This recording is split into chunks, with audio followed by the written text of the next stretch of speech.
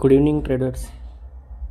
काल सकाळच्या ज्या लेवल्स बघितल्या आपण गोल्डच्या, एक्झॅक्टली त्याच पद्धतीने तुम्ही बघू शकता की गोल्डने अराऊंड 3300 ते 3310च्या लेवलच्या अराऊंड एक सपोर्ट घेतला आणि मी जो इथं मेन्शन केला होता की 3340च्या लेवलवरून एक शार्प फॉल आपल्याला मिळू शकतो.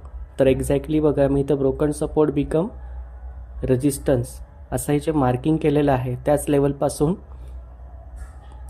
गोल्डने अराऊंड 150 बिपची खाली मुवमेंट दिलेली आहे. आता 3320 ते 3325ची जी लेवल आहे तर एक नवीन सपोर्ट झोन होऊ शकतो. तर एक्झॅक्टली आपण एक्सपेक्ट करू शकतो, जर आपण फिबोनाची लेवल जरी बघितली इथं, तर गोल्ड हा गोल्डन एरियामध्ये आहे. ओके, तर गोल्डन झोनचा जो गोल्ड आहे